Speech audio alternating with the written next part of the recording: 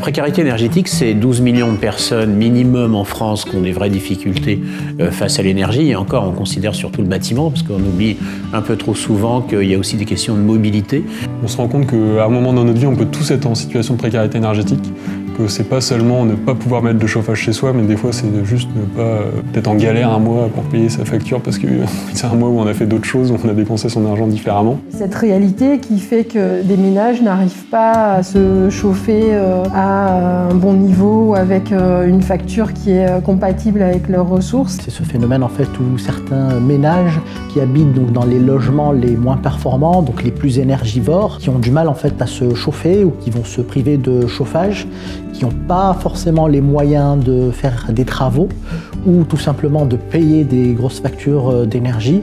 Donc c'est à ce problème-là qu'on essaie de s'attaquer. C'est beaucoup de choses maintenant. Ça peut être quelqu'un qui travaille, ça peut être quelqu'un qui a un bon salaire, mais qui n'a pas forcément toujours les moyens de faire des travaux tellement que c'est exorbitant.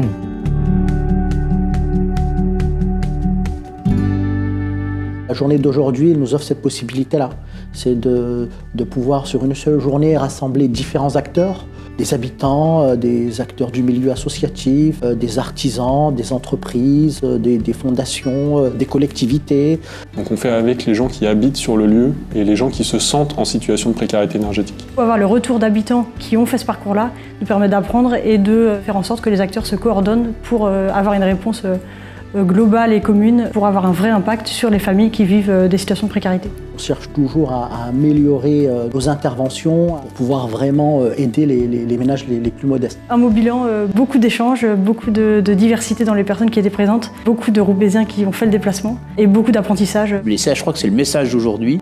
Oui, on peut y arriver et on peut y arriver individuellement, mais l'addition d'individuellement peut être 1 million de personnes en France.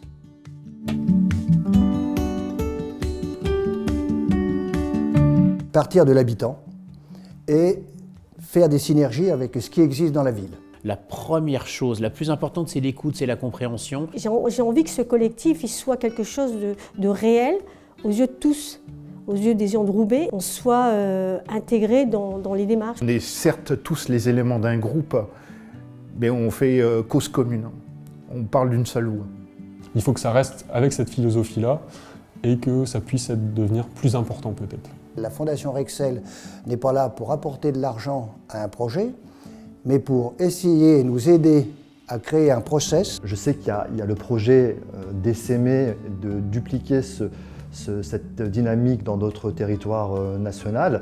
Comment je vois les choses pour la suite, qu'ils poursuivent ça et qu'en fait ils puissent massifier un peu ce format-là. Il y a un travail formidable qui a été fait à Roubaix, bien sûr initié par la Fondation Rexel, mais surtout avec énormément de gens autour.